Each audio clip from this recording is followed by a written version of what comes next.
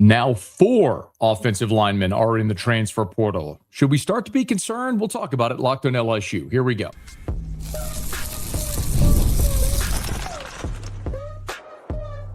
You are Locked On LSU, your daily podcast on the LSU Tigers. Part of the Locked On Podcast Network, your team every day. Okay, let's get it. It is Locked On LSU, your team every day. I'm your host, Matt Moscona. Thanks so much for making us your first listen. We are free, available wherever you get podcasts, of course, on YouTube as well. So please subscribe. As always, one of the fastest ways to help us grow is by leaving your comments below. So thank you sincerely for that. Thank you for helping make the Locked On Podcast Network the #1 sports podcast network in the world. So Saturday, while we're waiting on LSU and Houston to kick off from the Texas Bowl, we find out another LSU player and another offensive lineman is planning to enter the transfer portal. Hayes Fawcett had it first. Tyree Adams set to hit the transfer portal. Now, this makes 4 LSU offensive linemen entering the portal and 4 that have been contributors for you, not just depth backup pieces that weren't playing. Tyree Adams, your starting left tackle. DJ Chester started every game a season ago at center. Cohen Eccles started half of this season at left guard, and Carius Curran played in half the games this year and became a starter as well, both at left and right tackle as a 5-star freshman. So those are 4 guys that played a lot of football for you over the last couple of seasons, now all hitting the transfer portal. Your numbers absolutely are starting to take a hit because you've had more go out than are coming in. Remember, in the recent early signing period, you only signed 2 offensive linemen. You signed Bryson Martinez out of nearby East Ascension and Ryan Miret, who had been committed to Ole Miss, flipped to LSU when Kiffin took the job. So far, 4 transfers out plus Josh Thompson. That's 5. 5 out, only 2 in. So you can start to do some math here about what this staff is going to have to do bringing linemen in for 2026. We'll get to that. Okay, what the plan is for next year. I'll tell you what I know because I do have a little bit of insight here based on some conversations that I was able to have here on Saturday after Adams hit the portal. So I'll get to that in a second.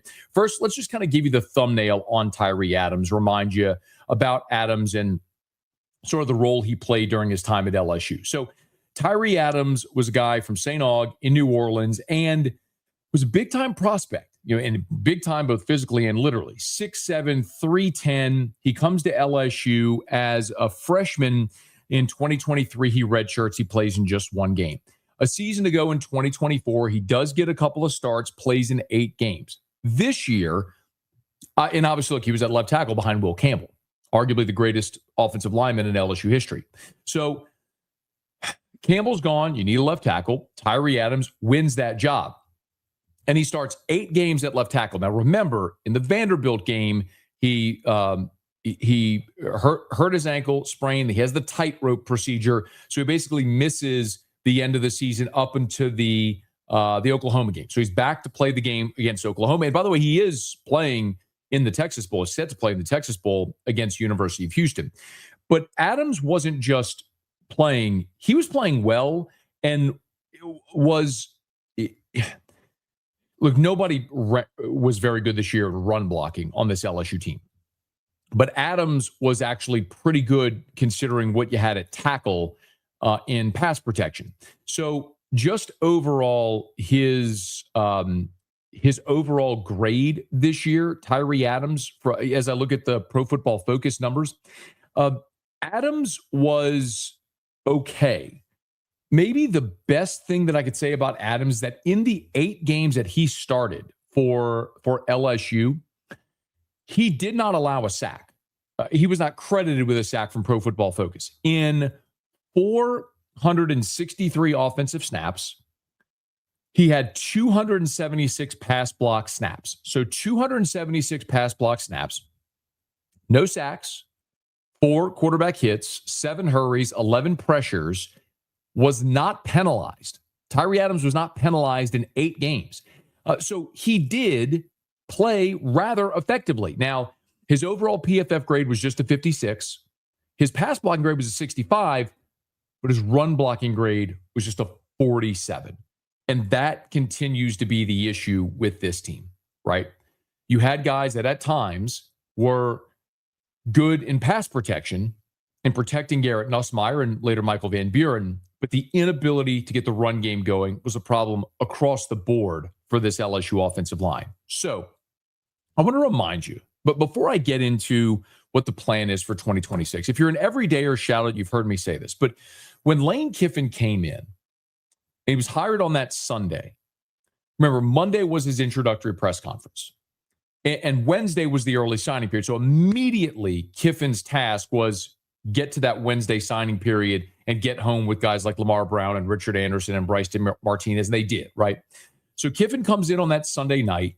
Lamar Brown goes up to football ops on Sunday night. A day later, Billy Glasscock and Lane, they're meeting with reps for Richard Anderson. Now, Kiffin had his introductory press conference that Monday. Before he went to the introductory press conference, he met with the team as a whole, sort of to introduce himself to the team. From that point until the next week, he did not talk to a single LSU football, at least not in a formal capacity.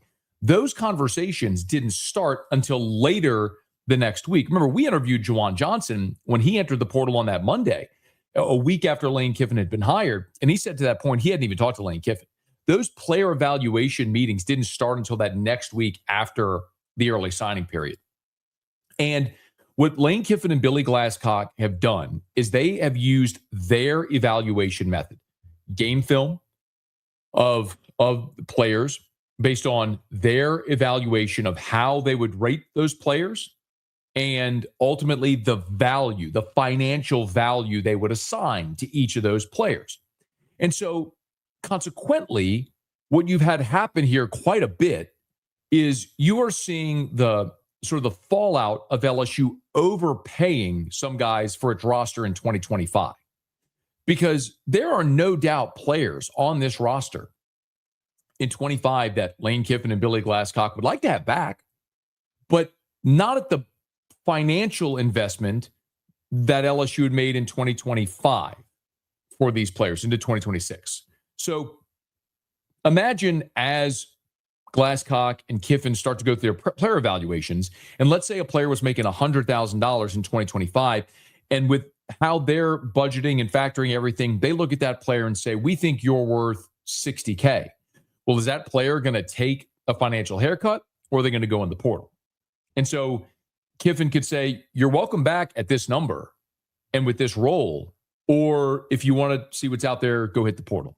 And I think you're seeing more of that. Now, the other thing that I also think is very important is these interviews that Glasscock and Kiffin have done. It's not just, look, a lot of it is the coaching assessment of the film and their physical traits and the data, all of that stuff that is going into these evaluations. But the interviews, like the personality, the locker room traits, all of that does factor in to these evaluations as well. Like, I know a lot of people were surprised to see Karius Kern enter the portal. And this is something we've talked about before. And listen, Karius Kern's 18 years old. I'm not trying to bag on an 18-year-old young person, but think of it through this prism. If you're Lane Kiffin and Billy Glasscock and you're building a roster for 2026, you are building a 2026 roster. Would you rather an 18-year-old, maybe with some maturity issues, or a 21-year-old who started 30 games in his college career that is plug-and-play ready-made? Who do you think is better in 2026?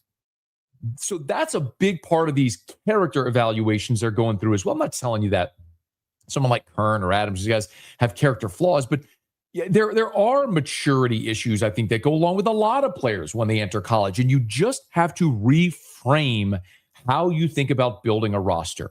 I've said it before, I'm going to continue to say it. We have to reframe how we think about building a roster, because it's no longer, at least under this staff, they're clearly showing you, they're not going to go sign 30 high school players and hope they stick around for 3 and 4 years and develop. They're trying to get guys who can help them win today. So if you're Lamar Brown and Richard Anderson and Bryce Martinez and you can help LSU win today, yep, you'll take a flyer on that guy out of the high school ranks. But more likely what you're hoping to do is go into the portal and get guys that can fill a need immediately. It's like free agency. And I think this is what you're seeing here. So specifically, and maybe this is the punchline here with this offensive line, as 4 offensive linemen have now hit the portal and 4 guys that have played. Like, this is probably the punchline that I should have led with. LSU's offensive line this year was overpaid and woefully underperformed. You had a unit that we all agree, we've talked about it all season, was the worst unit on this team, period. There's no position group that performed worse than this offensive line. So why would you want all these guys back at that rate? If your option is to go into the portal and get key starters that fit what you want to do better, that have proven at the college level they outperform the guys you have, wouldn't you want those guys? The answer for Billy Glasscock and Lane Kiffin is yes, clearly that's what they want. So how are they going to build that 2026 offensive line? I'll break down some of the numbers and who and what you could expect them to target as we continue here, Locked on LSU, your team every day. NFL Sundays move fast. One big play, suddenly everything feels different. That's what makes live betting with FanDuel so exciting. You're not just watching the game, you're reacting to it in real time. With FanDuel, you can place bets as the action unfolds. Every drive, every momentum swing, every highlight moment. Live betting is best when the game starts to shift. A receiver gets hot, the defense tightens up, the momentum flips after a turnover. FanDuel lets you jump into the moment. Live spreads and money lines adjust instantly. Player props update as guys heat up. You can bet next touchdown scorers, drive results, totals, and more. It keeps you locked into every snap, every drive, every possibility. So if you want to be right in the middle of the action this season, visit FanDuel.com and place your NFL live bets all season long. FanDuel, the game moves fast, and so can you. We're also brought to you by Game Time, and you know there is nothing like college football season. Tailgates, packed stadiums, and being right there in the middle of it all. The energy, the bands, the moments you remember forever. But actually getting tickets, that part used to be frustrating with long queues, logins, prices jumping at checkout. That's why Game Time gives the advantage back to the fans. It's the easiest way to unlock amazing college football tickets and experiences in just a few taps. Seeing college football tickets starting as low as $25, that'll make it easy to plan a game day trip. And knowing prices include all the fees up front, well, that makes the whole process stress-free. Take the guesswork out of buying college football tickets with Game Time. Download the Game Time app, create an account, use the code LOCKEDONCollege for $20 off your first purchase. Terms apply. Again, that's code LOCKEDONCOLLEGE for $20 off. Download the Game Time app today. So as we look at what the 2026 LSU offensive line will look like, let's start here. You know that 5 players now are gone. Okay, Josh Thompson is out of eligibility, and there's the 4 players we've discussed now that have entered the portal. Adams, Kern, Eccles, Chester. Okay, so that's 5 players out. Now, you know Bryson Martinez and Ryan Meadret are coming in. Okay, that's the 2 true freshmen you just signed in the December signing period. My information as of today is that the expectation is Braylon Moore will return. Now, that is an assumption that this staff is making. Braylon Moore can certainly change his mind. We're sitting here at the end of December. He has a couple of weeks, middle of January is when the deadline to declare for the NFL draft comes. So Moore could certainly make the decision to declare, but as of now, the expectation is Braylon Moore returns. So if Braylon Moore returns, as they're expecting he will, LSU is going to target 2 starting offensive guards and a starting offensive tackle. So they are going to go in the portal and look for 3 starting players, okay? So understanding that of your starters right now, Adams at left tackle, Thompson at guard are gone. Eccles was a starter there at the end of the season at left tackle, but Mabengo's also started. So if Braylon Moore returns and you get 3 starters via the portal, 2 guards and a tackle, that's 4 of your starting offensive linemen right there. So I'd ask it to you this way. Would you rather Tyree Adams, a guy who played well, but again, his overall PFF grade was a 54. Didn't commit a penalty, but wasn't dominant, certainly struggled, as everyone did, in the run game? Or would you rather go into the portal, for example, and get the starting left tackle from Arizona State who's got 38 career starts?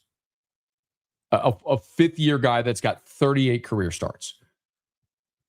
That's kind of the question that I think this staff is looking at and saying, give me the more experienced guy because we can afford it, instead of hoping this guy takes a leap.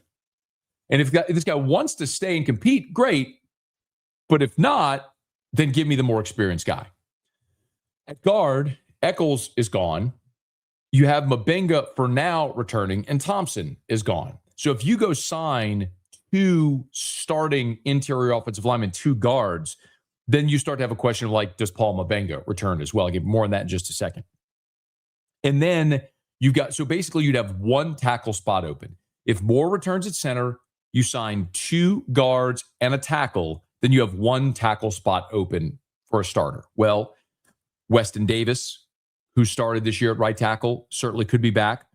Ori Williams, who's a guy who played some late in the season and actually was really good. And I had a conversation with Ori Williams on my radio show before the season where, he was playing tackle his whole life. They moved him to the interior.